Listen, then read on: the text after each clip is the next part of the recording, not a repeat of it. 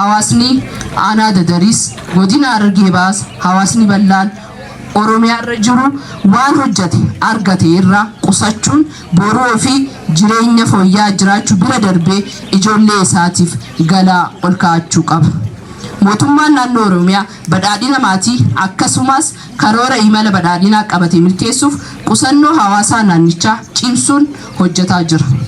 Kana milkeessuuf sochii bal'aa taasifameen baankii Sinqeetti hawaasni keenya waan qaburraa akka qusatu godhaa jira. Bu'uuruma kanaan aadaan qusannaa dubartootaa cime miseensa gurmuu keenyaa adda durummaan galii harkatanirraa parsantaa 35 akka qusatan gochuun humna qusannoo isaa cimsuun hojiiwwan adda addaa galii argamsiisan irratti hirmaannaa isaanii akka dabalu gochuun dubartoonni keenya karee investimentii akka caan dubartoonni keenya boruuf haadha qabeenyaa ta'anii arkuudhaaf hojiin guddaan hojjetamaa jira.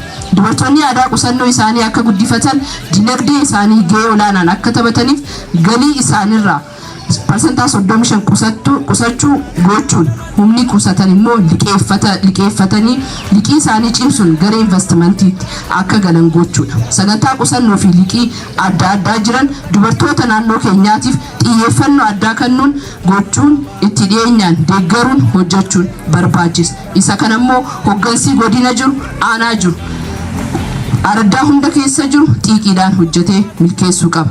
Akkasumas dubartoonni kaapitaala fooyya'aa fi raawwii fooyyee qaban dhuunfaa akkasumas garee ce'umsa industirii keessatti gahee olaanaa akka taphatan qaamoleen dhimmi ilaalu waliin hojjechuun deeggarsuun barbaachisaadha. Kanaas hoggansi keenya qabatee ganamaa galgala hojjechaa kan jiru ta'uu isaati.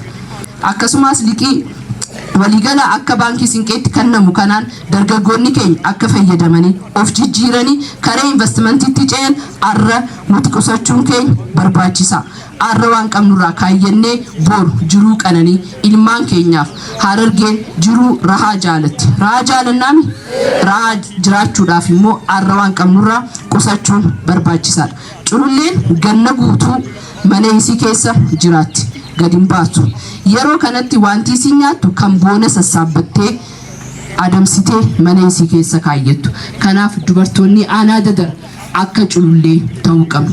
Akka adurreetti waan xiqqoo adamsinee arra nyaannee boruu keenya hiyyummaan jiraachuu hin qabnu waan ta'eef dhimmi qusannoo dhimma cichoominaa dhimma jiraachuu fi jiraachuu dhabu waan ta'eef dhimma investimentii waan ta'eef kutannee waan qabnurraa waan guddaa miti. Namni qarshii 200 qabu arra 100 qusatu.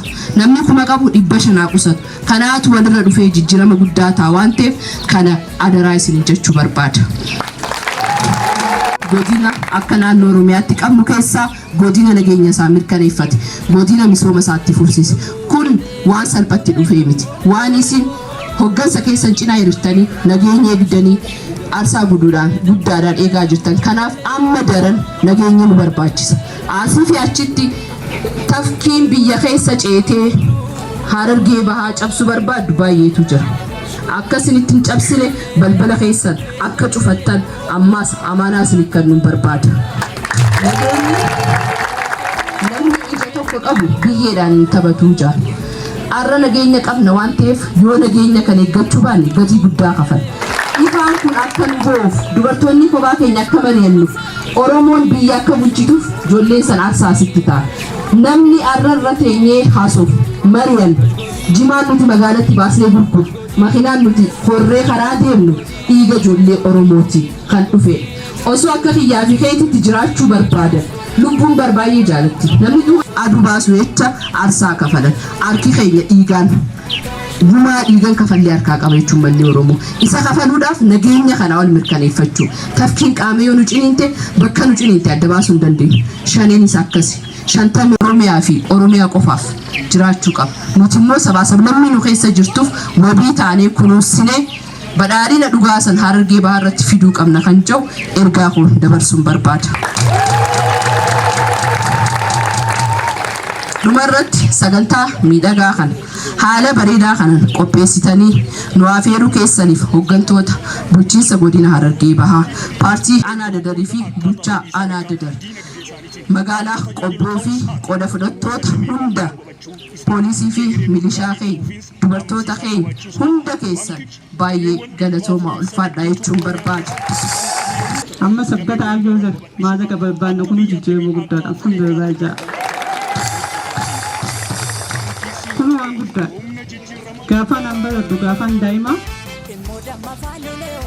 qonna zaayisonni haakame daldala zaayisonni haakame eenyu beetu qusatan abbaa manaa takkamuun yaa'u ni beektu siin kanaaf aadaan tana dubartoonni sadarkaa kanatti